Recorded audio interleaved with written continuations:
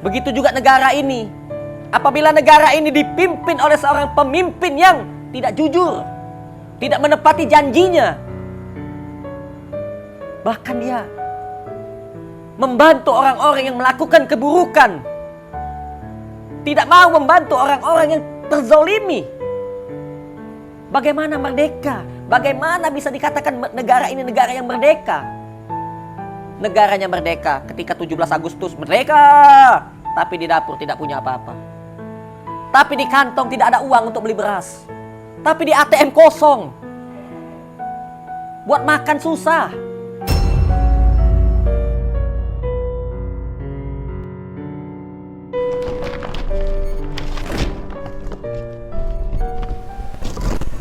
Jadilah asyhadu an la ilaha illallah wa asyhadu anna Muhammadan abduhu wa rasuluh la nabiyya ba'da amma ba'du.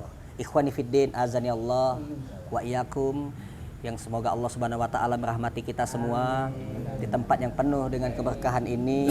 Semoga kita semua selalu diberikan kenikmatan yang sangat luar biasa dari Allah Subhanahu wa taala.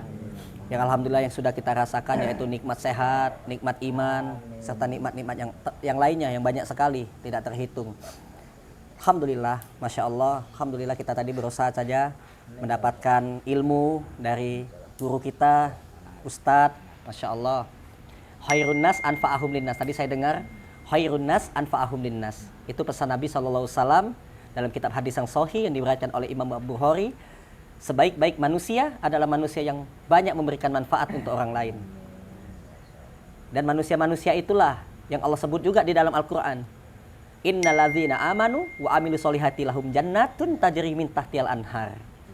Sungguh kata Allah, orang-orang yang melakukan kebaikan yang mana dia beramal soleh, Allah Subhanahu wa taala akan memasukkan orang-orang itu ke dalam surga. Yang mana surga itu sangat indah, di bawahnya ada sungai-sungai yang mengalir.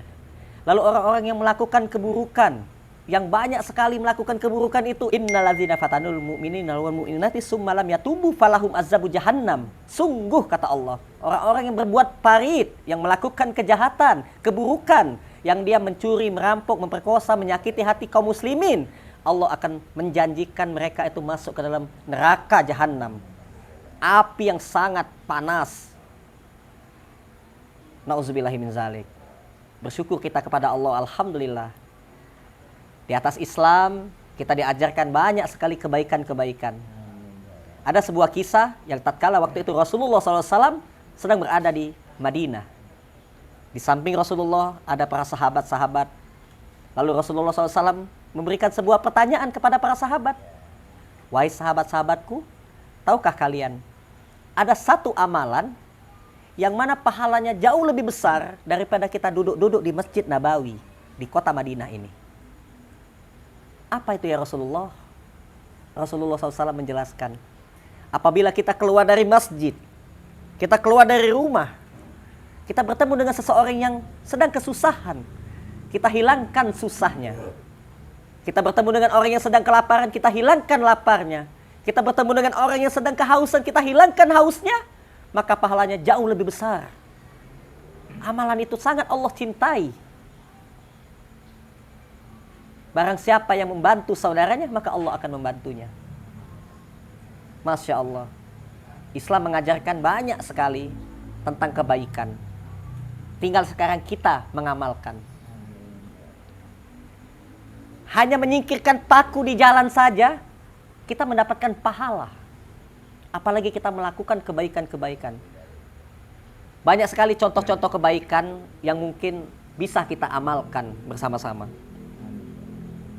Nah, seperti contohnya di sini ada makan gratis ya, Masya Allah, tim dapur yang bekerja dengan ikhlas, Masya Allah, itu pahalanya sangat besar. Memberi makan orang, memberi minum orang, nanti insya Allah di surga akan Allah siapkan makanan khusus, surga yang khusus yang Allah siapkan nanti insya Allah. Ya, jadi kita ini tinggal di kota yang besar, bukan di hutan yang luas. Kita juga punya kebutuhan, yaitu materi.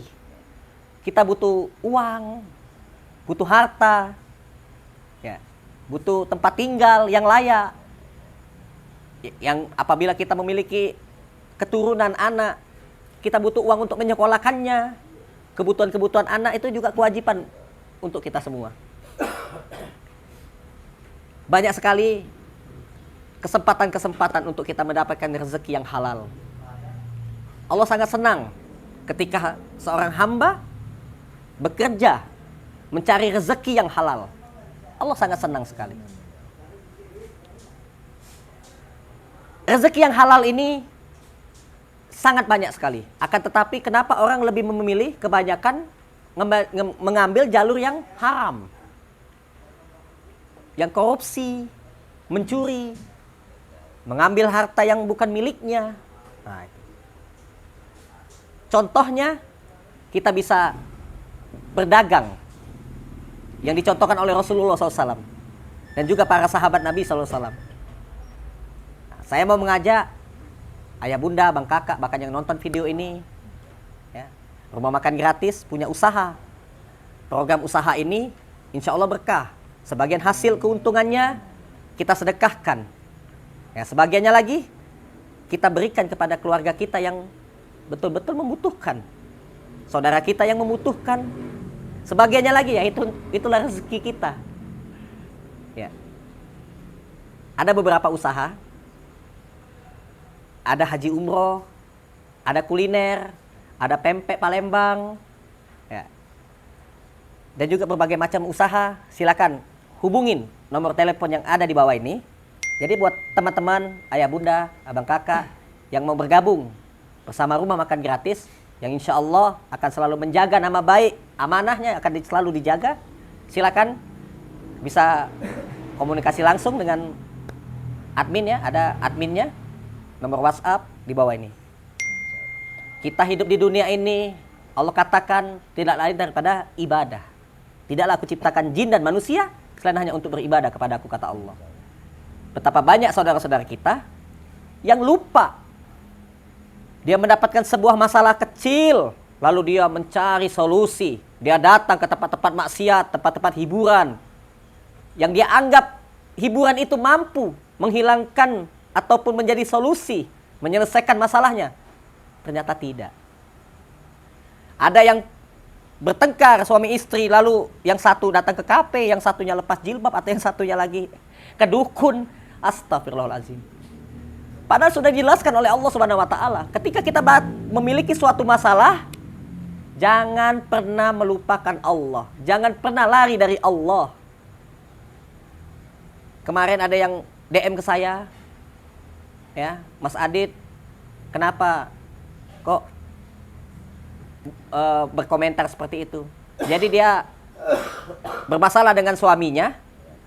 Nah, suaminya dianggapnya selingkuh, lalu dia minta cerai, lalu dia putus asa, mungkin dia sampai lepas jilbab. Astagfirullahaladzim, na'udzubillah min dzalik. Jangan kita meninggalkan Allah. Jangan kita melupakan Allah ketika kita mendapatkan suatu masalah. Mintalah agar Allah menyelesaikan masalah itu. Allah maha segalanya, mampu menyelesaikan segala macam masalah. Masalah apa yang menimpa kita? Ekonomi kah? Nah, hubungan rumah tangga kah? Masalah apa? Semuanya akan baik-baik saja. Insya Allah. Kita hadapi masalah ini dengan ibadah. Ambil wudhu, sholat. Ini ada kisah nyata. Ada seorang ibu yang memiliki tunggakan kontrakan 3 bulan, ya, datang ke rumah saya. Saya nggak punya uang. Saya tidak punya uang untuk bantu sang ibu. Akan tetapi saya kasih solusi. Solusinya apa? Saya suruh ibu ini ambil wudhu, sholat 2 rakaat. Ya. Saya suruh istri saya buatkan susu, makanan yang enak buat sang ibu ini. Lalu saya pergi ke masjid. Ketika di masjid, saya bertemu dengan teman saya bercerita bahwa ada sang ibu sedang ada masalah, punya tunggakan kontrakan selama 3 bulan. Tapi saya tidak punya uang untuk bantu. Akhirnya teman saya yang bantu. Bukankah rezeki itu datangnya dari Allah? Bukan datang dari saya, bukan. Tapi perantara saya, ya Allah yang mendatangkan rezeki itu. Ada pula sang ibu mau diceraikan oleh suaminya hanya gara-gara 7 tahun tidak memiliki keturunan, tidak hamil-hamil. Dia datang ke rumah makan gratis, dia curhat. Ustadz, saya mau diceraikan oleh suami saya. Oh, suami nggak boleh. Mengatakan talak itu nggak boleh. Haram hukumnya. Lalu bagaimana? Apa masalahnya? 7 tahun saya tidak punya anak. Kata sang ibu. Bu, ibu punya waktu? Punya. Yuk ikut saya. Saya dulu tidak punya anak. Saya dulu mandul.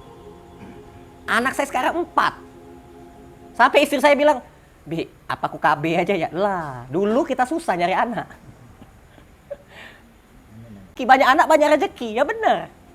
Dulu ada mobil, tidak punya mobil dulu. Dulu tidak punya rumah. Tidak punya rumah makan gratis, tidak punya karyawan, tidak punya apa-apa dulu. Sekarang Allah datangkan rezeki. Siapa yang memberi rezeki? Allah. Banyak orang yang masih belum yakin bahwasanya Allah maha segala-galanya. Bagaimana mungkin kita ini merasa takut miskin, takut rugi, takut tidak punya anak, takut tidak punya uang. Bagaimana mungkin rasa takut itu datang? Ada di dalam hati kita, sedangkan kita ini diciptakan oleh Zat yang Maha Kaya. Yang menciptakan langit, bulan, bumi, matahari. Tidak ada sekaya-kaya manusia, tidak ada manusia yang mampu menciptakan satu ekor semut yang sangat kecil. Gunung yang tinggi. Kita ini cucunya Adam, Nabi Adam. Wahai anak Adam, katakan kepada gunung yang tinggi besar, siapa yang menciptakan gunung itu? Gunung itu mengatakan Allah. Siapa yang memberikan semut itu tenaga? Adakah profesor yang cerdas, yang pandai, yang pintar, mampu menciptakan suplemen untuk semut? Tidak ada yang mampu. Yang mampu hanya Allah. Siapa yang memberi semut tenaga? Allah. Jadi, bagaimana kita harus meninggalkan Allah ketika kita memiliki suatu masalah? Dekatkan diri kepada Allah. Allah maha solusi. Masalah apapun akan selesai insya Allah. Yang menjadi permasalahan itu adalah lingkungan dan orang-orang di sekitar kita. Ini tempat yang baik. Apabila tempat yang baik ini dimasuki oleh orang-orang yang tidak baik, tidak amanah, tidak jujur, tidak beriman, tidak bertakwa, maka tempat ini tidak bisa dikatakan tempat yang baik. Akan tetapi apabila ada orang yang dulunya dia buruk, ketika dia datang ke sini, dia memiliki hati ingin bertaubat kepada Allah.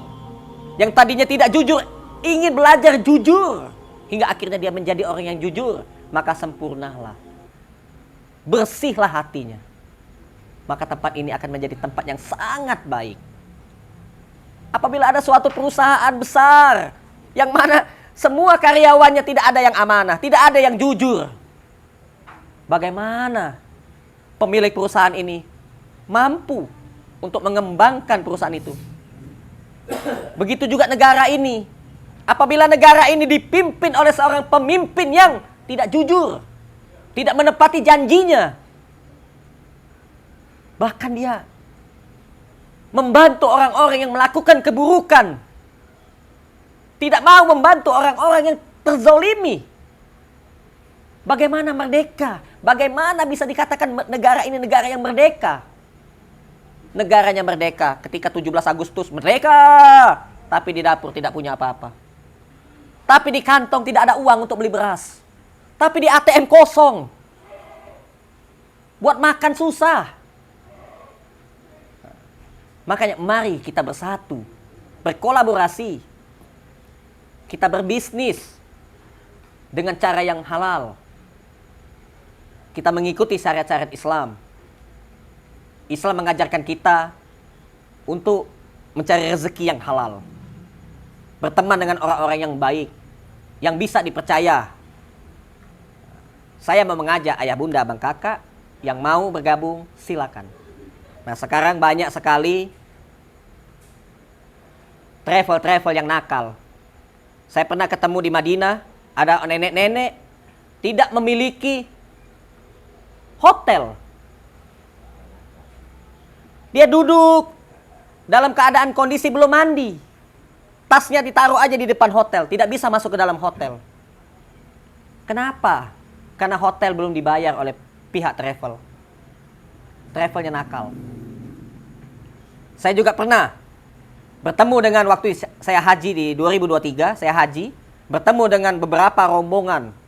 Ada puluhan orang yang tidak memiliki maktab. Kepanasan, kehausan, kelaparan. Bahkan ada yang pingsan di Arafah. Kenapa bisa terjadi?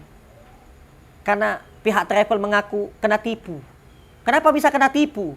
Nah, alhamdulillah waktu saya haji kemarin, saya meskipun dengan keadaan ala kadarnya, alhamdulillah bisa mengajak orang-orang untuk bergabung di maktab VIP. Banyak ratusan jamaah-jamaah yang terbantu di maktab tersebut. Yang tadinya dia tidak memiliki maktab, kepanasan, kehausan, kelaparan, dia masuk ke dalam maktab itu. Alhamdulillah. Jadi khairun nas anfa'ahum linnas ya seperti itu. Kita bisa memberikan manfaat. Manfaat apa yang bisa kita lakukan? Kita punya tenaga, kita gunakan tenaga kita ini untuk mencari rezeki yang halal. Kita punya badan, tangan, kaki, kepala, otak. Kita gunakan otak kita, semua organ tubuh kita di waktu-waktu yang kita mampu mengaturnya. Waktu ini, waktu ibadah, waktu cari uang. Ya, ayo kita cari uang yang halal. Banyak peluang-peluang untuk kita mendapatkan rezeki yang halal. Harapan saya, semoga tidak ada lagi saudara-saudara kita yang kena tipu. Banyak yang menawarkan investasi-investasi, tahu-tahu bodong. Investasi-investasi, tahu-tahu tidak amanah, tidak sesuai dengan yang dijanjikan.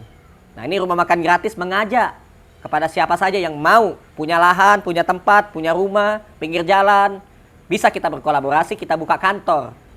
Kita buka travel, kita buka usaha kuliner, kita punya usaha seafood, kita punya usaha pecel lele, kita punya usaha nasi padang, kita punya usaha martabak, kita punya usaha pempek, kuliner-kuliner. Nah, saya mau mengajak teman-teman, ayah bunda, bang kakak, apabila rumahnya tidak di pinggir jalan, tidak apa-apa. Kita bisa buka rumah tahfiz Quran. Kita tampung semua anak-anak yang mau belajar Quran gratis. Nah, alhamdulillah ada kabar gembira. Masjid rumah makan gratis yang sedang kita bangun ini udah selesai pembangunannya. Alhamdulillah. Dan sekarang kita mau melanjutkan pembangunan sekolah gratis. Dan sekolah gratis pun sekarang sudah 1 lantai terbangun. Tapi belum dicor. Belum dicor. Jadi yang mau nitipkan amal jariah untuk semen, nggak usah kasih uang, tapi kasih semen saja, kirim semen saja, silakan ke alamat ini. Ini alamat masjid nih. Masjid sedang berjuang membangun sekolah gratis. Kenapa kita membangun sekolah gratis? Karena kita tidak mau di negara kita, di negara merdeka, banyak anak-anak yang tidak sekolah. Banyak anak-anak yang putus sekolah hanya gara-gara kebutuhan ekonominya. Nah, kita hidup hanya 1 kali. Jangan kita sia-siakan kita hidup ini. Mari kita jadikan kita hidup ini yang bermanfaat. Tatkala ketika kita meninggalkan dunia, banyak yang kita tinggalkan yang bermanfaat. Kita meninggalkan dunia, banyak amal jariah yang akan terkirimkan untuk kita semua. Nah, jadilah manusia yang bermanfaat. Jangan kita sibuk terus ngurusin dunia. Dunia ini mau diurusin kayak gimana pun, tetap aja. Kata Allah apa? Kalian mengaku sudah melakukan kebaikan. Sesungguhnya kalian itu melakukan keburukan. Meninggalkan sholat, meninggalkan zakat. Jangan terlalu bangga punya uang triliunan. Itu uang triliunan apakah sudah bayar zakat tiap tahun? Kalau 1 triliun, 2,5% zakat malnya 2,5 miliar. Apakah tahun kemarin sudah bayar zakat 2,5 miliar? Punya duit 10 triliun berarti 25 miliar. Dia harus bayar zakat per tahun. Jadi kita bersyukur. Duit kita nggak banyak, nggak nyampe triliunan. Duit kita ya 1 juta, 2 juta. Tapi kita memiliki kemampuan dan keikhlasan untuk membayar zakat. Betapa banyak saudara kita yang lalai. Entah lupa atau apa, enggak tahu. Atau dia enggak tahu kalau zakat itu bukan hanya zakat fitrah, tapi juga ada zakat mal yang wajib ditunaikan. Ini. Nah, jadi marilah bergabung bersama Rumah Makan Gratis yang insya Allah akan selalu mengingatkan akan kebaikan dan selalu mengajak untuk program-program kebaikan. Jangan sampai saudara kita ada yang kelaparan, yang kesusahan. Kalau kita mampu menghilangkan kesusahannya, mari kita bersama-sama menghilangkan kesusahan saudara kita. Kalau kita mampu mengangkat derajat kedua orang tua kita, keluarga kita, saudara kita, mari kita bersama-sama berkolaborasi dengan Rumah Makan Gratis. Kita buka usaha sama-sama. Fastabiqul khairat. Berlomba-lomba dalam kebaikan, saling mengajak akan kebaikan, saling menasihati dan mengingatkan. Barakallahu